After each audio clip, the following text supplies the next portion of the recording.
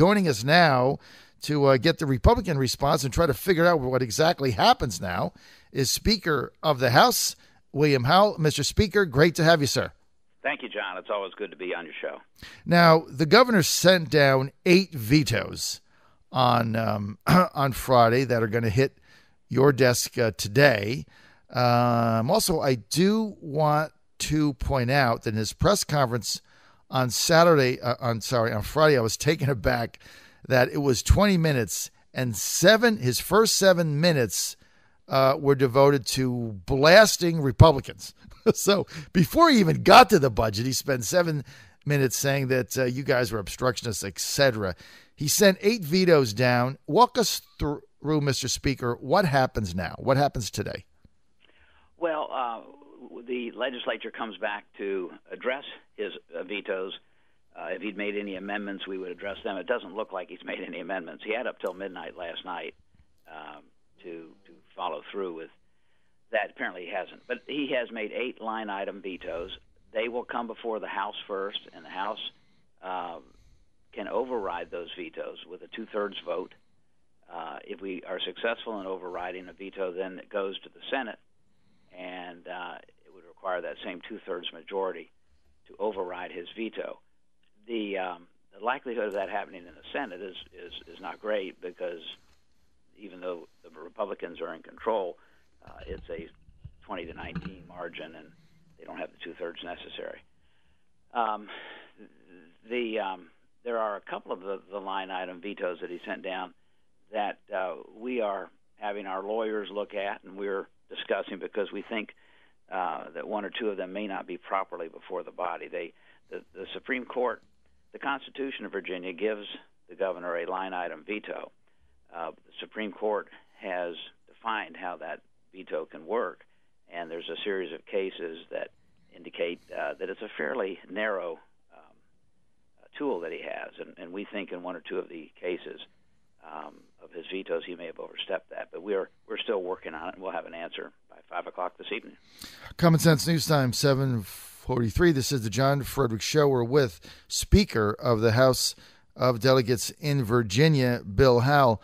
Mr. Speaker, the House and Senate added an amendment to the budget that was put in there expressly to prohibit the governor from expanding Medicaid through executive fiat. It's for better terms, the media has coined it the Stanley Amendment from State Senator Bill Stanley. When Stanley put this in, we had him on a show, and he said, hey, this thing is veto-proof. So is it or isn't it? I'm certainly leaning that way. It's again, I'm asking lawyers that work for us to take a hard look at it, but the Supreme Court has said consistently in several different cases that the governor can't veto part of an item, and he can't veto conditions without also vetoing the restriction. It's kind of technical, but in this case, it looks like he's done both, vetoed part of an item and tried to veto a restriction without also vetoing the whole appropriation. It does appear that his line item veto on the Stanley Amendment is out of order and won't be properly before the body. Mm-hmm. But, now, we'll make a final decision on that later today. And then what happens? I mean, is this ultimately, if you make the final decision on it and say, hey, this is not veto-proof, and he says it is, what happens? His recourse is in the courts. He can go back to the same Virginia Supreme Court that's held consistently that his veto, line item veto, went too far. Right. All right, now I want to get to the rhetoric, Mr. Speaker, and I know you're a very judicious speaker in trying to stay above the fray. But, I mean, this thing is a firestorm now. I mean, you had the governor on Friday really, really hammering Republicans. I mean, both bazookas blaring, ratcheting the rhetoric up. Basically saying that Republicans have blocked coverage for 400,000 Virginians based on, and I quote, lies, fear, and cowardice. He won up that at the Jefferson-Jackson dinner Saturday night with just a very defiant speech and basically said, as far as I was concerned, I've got a phone, I've got a pen, and I don't need no stinking badge. I can do whatever I want. let's start with the rhetoric. How do you respond to all this? Well, you don't respond. It doesn't do any good to respond. My wife and I were just doing our devotion a couple of minutes ago, and it was right on this point. And it basically says, you just kind of rise above it, trust in a greater authority, and everything will work out. Of course, we're all disappointed. It's very unbecoming of the office of governor to say things like that, but just let it go.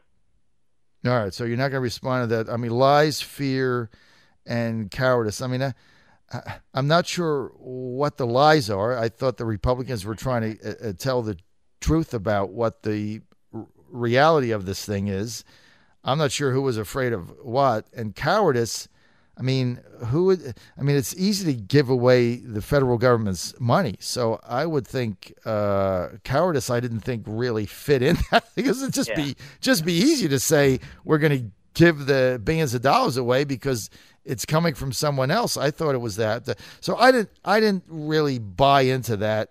But certainly he's got his base fired up. So let's get to the substance of it, Mr. Speaker. What is your reaction to the governor's comments that he is going to find a way to expand Medicaid unilaterally by executive fiat? Damn the torpedoes, damn the General Assembly. He doesn't care what you guys say. He says, I'm going to find a way to expand it. What is your reaction to that? Well, again, I'm not surprised at his rhetoric, and again, I'm disappointed it's unbecoming of the Chief Executive Officer of Virginia to say I'm going to go outside the rule of law. I'm going to dismiss the balance of power between the executive and the legislative branch. And John, you mentioned earlier that he seems to be mimicking Obama. I've got a pen and a phone. I don't care what the legislature says. I'm going to do what I want to do. The bottom line is he can't do what he wants to do. The Stanley Amendment, we think it wasn't absolutely necessary, because we think the Virginia law is very clear that in something like this, the governor can't do it on his own. It requires, through the Constitution and through the statutes in the code, legislative approval. So, again, and this is unfortunate, if he does try something outside the legislature, we will take it to court, and we will fight very hard to maintain that balance of that rule of law, that balance of power between the executive and the legislative branch, which is so crucial. So, Mr. Speaker, legally, if Governor McAulffe were to go ahead and say, I'm just going to expand it, I believe I have the authority, we're not appropriating any money, it's coming from the federal government, bang, I'm expanding it Tuesday. Would you have to get an injunction to stop that? I mean, does he go ahead and expand it? Or does he have to wait until the courts rule? How would that work? Well, I would suspect you would have you would ask for an injunction so that it wouldn't go into effect until the courts had ruled.